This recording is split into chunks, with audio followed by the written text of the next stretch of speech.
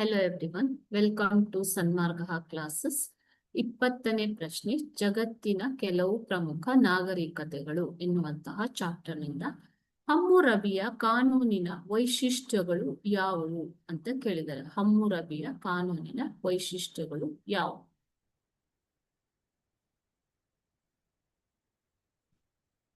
ಇದು ಹಮ್ಮುರಬಿಯ ಶಾಸನ ದೊರೆತಿರುವಂಥದ್ದು.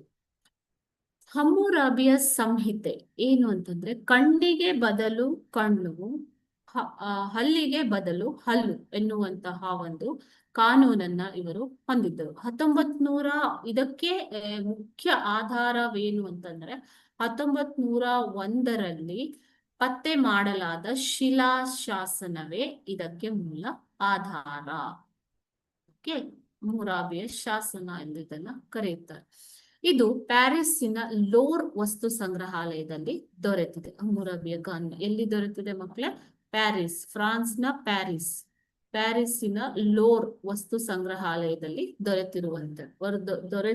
ಸಂಗ್ರಹಾಲಯದಲ್ಲಿ ಇದನ್ನ ಇಡಲಾಗಿದೆ, ಸಂರಕ್ಷಿಸಿ ಇಡಲಾಗಿದೆ ಇದನ್ನ.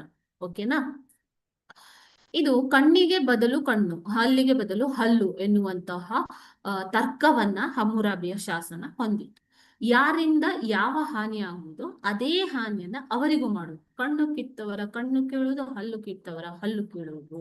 ಓಕೆ, ನಮಗೆ ಲಭ್ಯವಾಗಿರುವಂತಹ ಅತ್ಯಂತ ಪುರಾತನ ನಿಯಮಗಳಲ್ಲಿ ಈ ಹಮ್ಮುರಬಿಯ ಶಾಸನ ಒಂದಾಗಿದೆ. ಬ್ಯಾಬಿಲೋನ್ ಸಮಾಜದ ರಕ್ಷಣೆಗಾಗಿ ಹಮ್ಮುರಬಿ ಈ ಒಂದು ಶಾಸನವನ್ನ, ನಿಯಮಗಳನ್ನ ರೂಪಿಸಿರುವಂಥದ್ದು. ಓಕೆ, ಸೊ ಸಮಾಜದ ಎಲ್ಲ ವರ್ಗಗಳ ರಕ್ಷಣೆಗಾಗಿಯೇ ಈ ಒಂದು ನಿಯಮಗಳನ್ನ ನಿರ್ಮಿಸಿರಬೇಕು ಎಂಬಂತ ಪ್ರತೀತಿ ಇದೆ. ಬ್ಯಾಬಿಲೋನ್ ಮಹಿಳೆಯರು ಮತ್ತು ಗುಲಾಮರನ್ನ ರಕ್ಷಿಸಲೋಸ್ಕರ ಈ ಒಂದು ನಿಯಮಗಳನ್ನ ರಚಿಸಲಾಗಿದೆ. ಇದು ಹಮ್ಮುರಬಿಯ ಕಾನೂನಿನ ವೈಶಿಷ್ಟ್ಯ. Thank you.